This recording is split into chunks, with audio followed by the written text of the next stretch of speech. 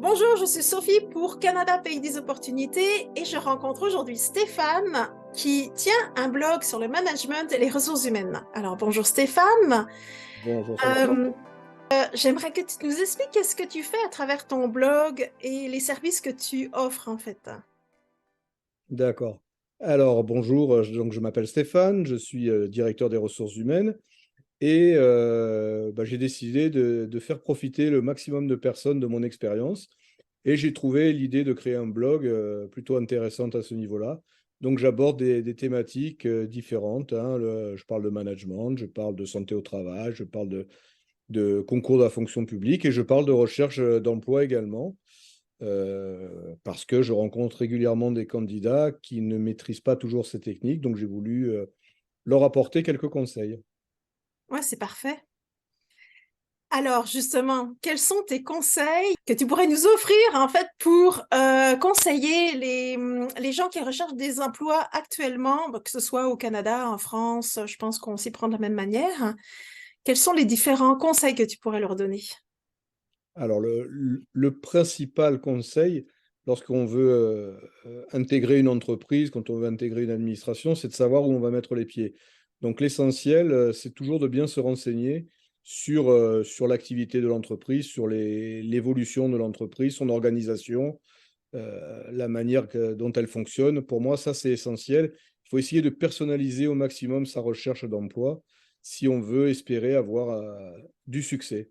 Hein, si on veut convaincre, en fait, il faut toujours parler de l'autre et pas toujours parler de soi. Je vois beaucoup, beaucoup trop de candidats qui ne parlent que d'eux finalement, OK. et alors que c'est pas forcément la bonne manière de procéder. Hmm.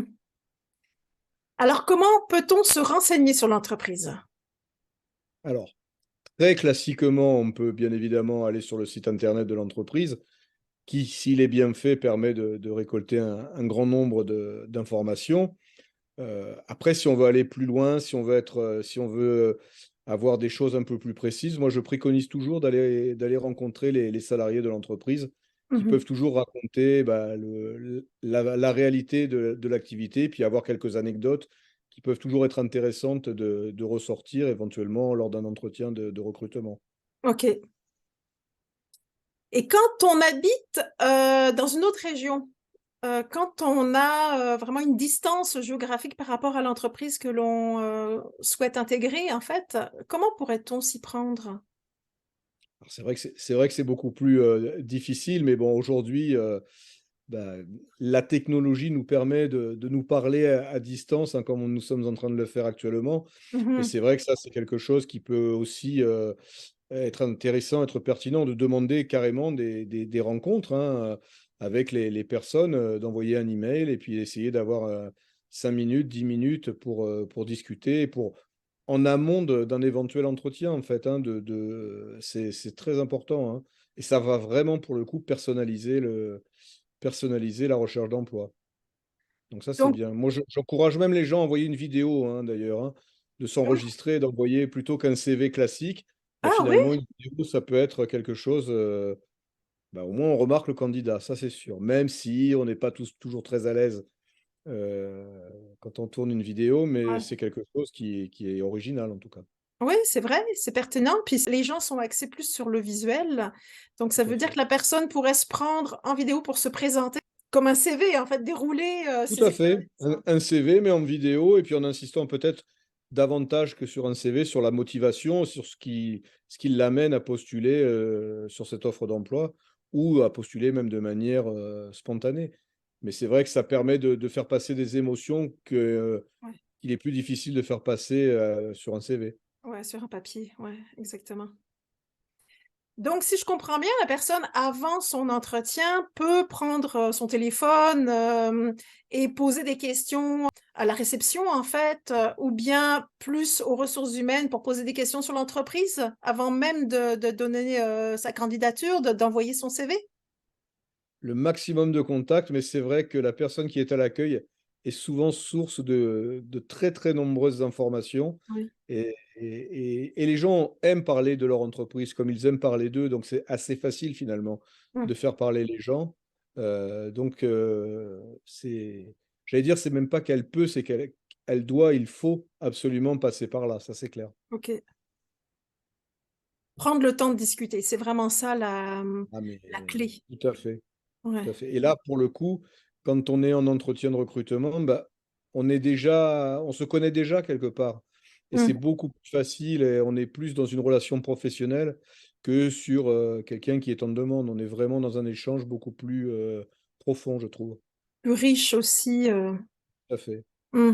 Je sais qu'en tant que recruteur, c'est quelque chose que j'apprécie beaucoup. Ok. À part ça, quels sont les autres conseils que tu pourrais nous donner, Stéphane? Personnaliser la recherche, ça c'est essentiel. Vraiment, c'est pas sortir le même discours, pas faire les mêmes courriers, pas faire les mêmes phrases d'accroche sur le Ok. CV. Ça doit être modifié à chaque fois. Les lettres types, mais c'est à proscrire, quoi. C'est vraiment. Je fais souvent des parallèles, mais c'est si on sort le même discours dans chaque rapport de séduction, bah, ça marchera pas, hein. Mm. On passera pour un beau parleur, mais ça sera tout. Alors que si vraiment on personnalise notre recherche, mais c'est du travail. C'est beaucoup Oui. plus de travail que de faire des lettres types avec des jolis copier-coller. C'est davantage, mais les résultats sont 50 fois supérieurs. Ok. Donc, il vaut mieux faire une bonne candidature par semaine que 10 mauvaises. Ça, c'est clair et net. Mhm. D'accord. Très intéressant. Est-ce qu'il y a un autre conseil que tu peux nous donner? Après, les conseils, ils sont un petit peu plus pointus sur si on est sur une recherche et qu'on utilise davantage les réseaux sociaux, je pense notamment à LinkedIn, où là, il faut vraiment s'appliquer. Alors déjà sur l'image qu'on va donner de soi-même, hein, Mm. c'est essentiel aujourd'hui, hein, de ne pas faire n'importe quoi sur les réseaux sociaux, parce que la première chose que va faire un recruteur, c'est d'aller voir les profils des gens Ouais. sur les réseaux sociaux, hein. Mm. Donc, il faut vraiment bien séparer son personnel du professionnel. Et si on est sur LinkedIn essentiellement, bah, il faut travailler bah, son profil. Il faut vraiment les posts que l'on envoie, bah, c'est intéressant, mais il faut qu'ils soient de qualité et ne pas se contenter non plus de faire des likes ou des choses comme ça. Il faut être présent, il faut être actif. Et ça peut être vraiment très, très intéressant. On est régulièrement contacté par des recruteurs quand on est actif sur les réseaux sociaux, Ah oui. en tout cas sur LinkedIn, hein. Et puis vraiment, voilà, ça permet de juger la personne, hein, un petit peu plus voilà, sur sa manière de fonctionner. Je déconseille fortement de mettre le fameux Open to Work euh, qui, qui nous met en position de faiblesse finalement. Je peux vous Ah assurer oui, quoi, d'accord. que Mm. on est contacté quoi, très, très, très régulièrement à partir du moment où on a une participation active et Ouais. où on n'est pas que spectateur, bien évidemment. Donc ça, c'est un moyen aussi d'être recruté, mais qui demande aussi du travail. Mm. Donc une présence pertinente sur les réseaux sociaux pour montrer en fait à un futur employeur que notre personnalité tout simplement, qu'est-ce qu'on diffuse et comment on est actif sur les discussions qui traversent en fait le profil de LinkedIn. Tout à fait. Ouais, sur le moyen terme, ça fonctionne très, très, très, très bien. Ouais. Ça permet d'être contacté par des chasseurs de tête en fait. Complètement, même quand on ne cherche pas d'ailleurs, hein. Moi, Mm. il n'y a pas une semaine où je ne reçois pas un contact de quelqu'un, voilà, alors que je ne demande rien, hein. Ok. Mais parce qu'il faut, encore une fois, hein, c'est quelque chose qui se fait sur du moyen terme et puis sur la régularité. Il ne faut pas poster 10 fois pendant une semaine et ne plus poster pendant 6 mois. Ça sera moins efficace. Mm. Mais une présence régulière et pertinente. Et là, il y a des débouchés très, très réguliers, hein. Ok, intéressant. Donc ça, c'est vraiment important. Tout à fait. C'est un boulot à plein temps de chercher un boulot. Oui, oui, parce qu'entretenir un profil, c'est quand même très chronophage en fait, hein. Et puis un dernier conseil pour aujourd'hui? De garder le moral. De Oui. toujours garder le moral parce qu'on finit toujours quand on s'investit, quand on travaille. Moi, je crois en la valeur travail. Je reste persuadé que quelqu'un qui va s'engager dans sa recherche d'emploi ou dans une reconversion professionnelle, même parce qu'on peut rechercher un emploi en étant déjà en activité, hein, Mhm. c'est pas un souci, mais ça paye toujours. Il n'y a aucun souci, donc il ne faut surtout pas se décourager. La période n'est pas trop mauvaise, on a connu bien pire.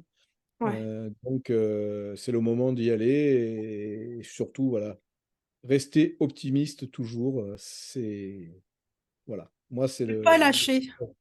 Ne surtout pas lâcher. Ouais, Complètement. Tout est possible. Il faut y tout est croire. Il faut croire possible. en soi. Ouais. C'est important. Là, on est D'accord. plus dans le développement personnel, mais c'est voilà, Hmm. c'est quelque chose qui me paraît essentiel. La roue finit toujours par tourner. Hmm. Exactement. Parfait, Stéphane. Très intéressant. Euh, merci beaucoup et je vous invite Pas de rien. à visiter le blog de Stéphane. Je vais mettre en lien en dessous de la vidéo, je vais mettre le lien de son blog. Donc vous irez faire un tour. Pour tous ceux qui cherchent un emploi, il y a des ressources intéressantes, des articles qui sont à lire. Merci Stéphane. Ah, merci à toi.